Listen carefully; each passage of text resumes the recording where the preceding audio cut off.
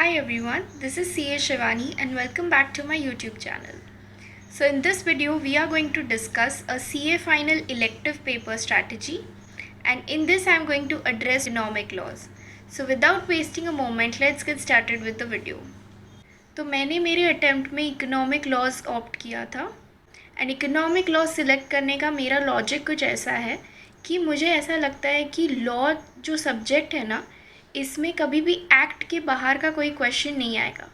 जो भी questions form होंगे वो एक्ट के अंदर से ही होंगे. So if you are clear with the concepts of the act then you can easily answer any questions. तो इकोनॉमिक लॉज भी मैंने इसी लॉजिक की वजह से सिलेक्ट किया था कि कोई भी क्वेश्चन हो वो एक्ट के अंदर से ही फॉर्म होगा, and since it is an open book हमें पूरा एक्ट का एक्सेस भी है, so we can easily find out कि कौन सा क्वेश्चन कौन से एक्ट में से आया है and we can easily answer it. So economic laws के लिए प्रिपेयर कैसे करना है. सो सबसे पहले आपको स्टडी मैट यूज़ करना है और जो भी चैप्टर आप उठाओगे उसको एक बार पूरी तरह से अच्छे से रीड करना है.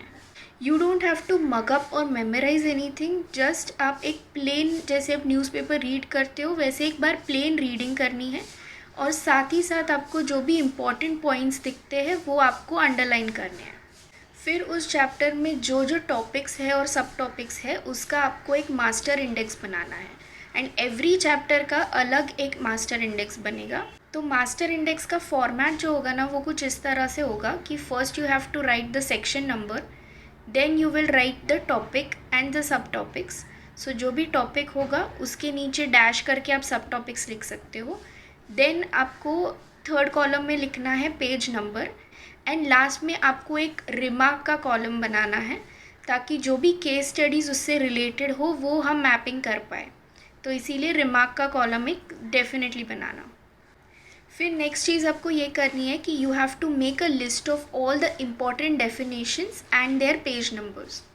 ये हो जाने के बाद आपको केस स्टडी डाइजेस्ट रेफ़र करनी है. उसमें से सारे केसेस जो है वो आपको थरोली एक बार गो थ्रू करने हैं, और ये हो जाने के बाद आपको एमटीपी और पास पेपर सॉल्व करने हैं. जैसे आप एग्ज़ाम में सॉल्व करने वाले हो उसी टाइप में आप एमटीपी और पास पेपर्स लेके सॉल्व करो, तो आपको समझ में आ जाएगा कि एग्ज़ाम में कैसे टाइप के क्वेश्चंस आने वाले हैं और आप उसको किस तरह से हैंडल कर सकते हो. आपको इसमें कुछ भी मेमोराइज़ करने की ज़रूरत नहीं है. It is an open book exam, तो आपको कुछ बाय हार्ट डेफिनेटली नहीं करना है, but you have to make sure कि आपका जो मास्टर इंडेक्स है वो एकदम प्रॉपर एंड एकदम टू द पॉइंट हो, क्योंकि एग्ज़ाम में जब आपको सोल्यूशन याद आएगा तो वो सोल्यूशन कौन से पेज पे है, कौन से चैप्टर में से, ये ढूंढना आपके लिए आसान हो जाएगा अगर आपने इंडेक्स अच्छे से बनाया है तो. सो नाउ लेट्स डिस्कस कि एग्ज़ाम में आपको कौन सा मटीरियल लेके जाना है. इसे लेकर बहुत सारे स्टूडेंट्स को क्वेरीज़ एंड डाउट्स रहते हैं कि हम कौन से बुक्स लेके जाएं एंड हम कितने बुक्स मैक्सिमम लेके जा सकते हैं.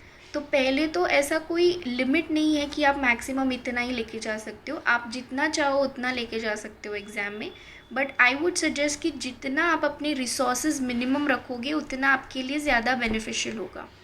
So as per my opinion सिर्फ ICAI का जो स्टडी मैट है वो, और आपने जो मास्टर इंडेक्स बनाया है और वो जो डेफिनेशन की लिस्ट बनाई है वो, इतना ही मटेरियल आपको कैरी करना है एग्ज़ाम के लिए, क्योंकि स्टडी मैट में सारा कंटेंट आ जाएगा. कोई भी कहीं से भी क्वेश्चन आ जाए आप स्टडी मैट में आराम से उसके आंसर ढूंढ सकोगे. तो आपको कोई भी एक्स्ट्रा बुक्स लेने की ज़रूरत नहीं है.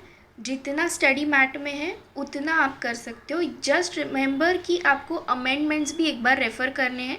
अगर कोई अमेंडमेंट्स है टॉपिक में तो उसके अमेंडमेंट नोट्स भी आप लेके रखना.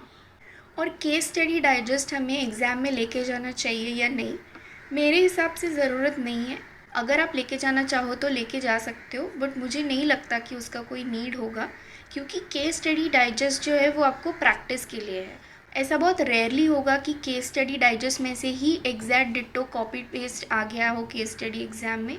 वैसा अगर आ भी गया तो आप इजीली स्टडी मैट देख के तो आंसर कर ही सकते हो, बट अगर आपको लेके जाना है तो लेके जा सकते हो. बट आई वुड सजेस्ट कि जितना कम रिसोर्सेज आप लेके जाओगे उतना अच्छा है. थोड़े जनरल टिप्स है जो मैं आपको देना चाहती हूँ इकोनॉमिक लॉ से रिलेटेड. सबसे पहली चीज़ कि इलेक्टिव पेपर है, ये समझ के आप इस सब्जेक्ट को लाइटली बिल्कुल मत लेना.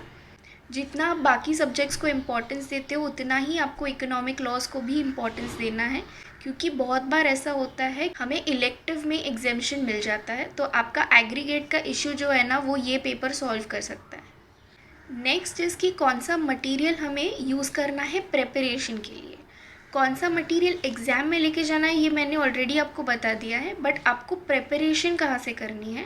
तो सबसे पहले तो ICAI का स्टडी मैट यूज़ करना है। Secondly you have to refer to past 3 to 4 attempts के MTPs एंड पास्ट पेपर्स। तीसरा है case study digest and the fourth one is your amendment notes.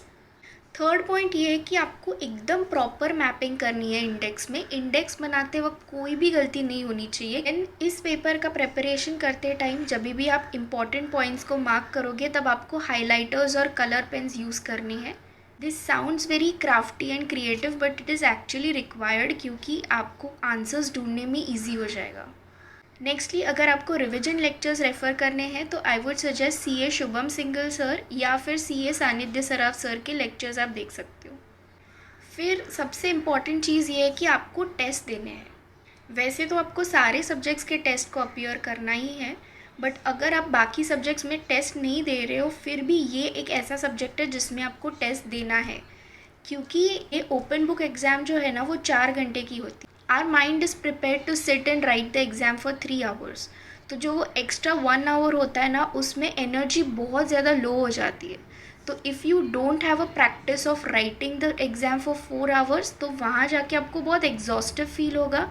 And secondly आपको समझ में नहीं आएगा कि मैं स्पीड कैसे मेंटेन करूँ। तो उस चीज़ के लिए आपको ना डेफिनेटली टेस्ट देना चाहिए। आपको एक आइडिया भी आ जाएगा कि ओपन बुक कैसे हैंडल करना है। जब एग्ज़ाम में क्वेश्चन पेपर आएगा तब आपके पास 5 क्वेश्चंस होंगे जिसमें से आपको कोई भी 4 अटेम्प्ट करने हैं।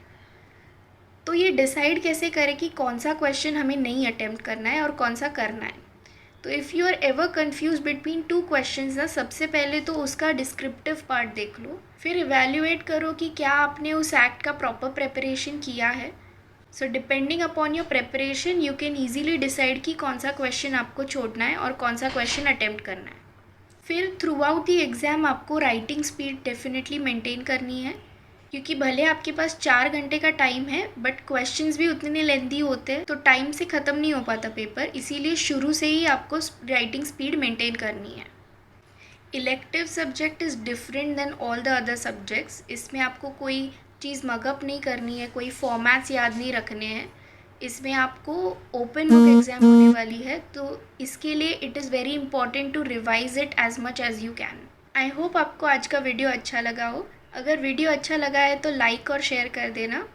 ऐसे ही यूज़फुल वीडियोज़ इस चैनल पे आते रहेंगे, तो चैनल को सब्सक्राइब करना मत भूलिएगा। Thank you so much for watching the video.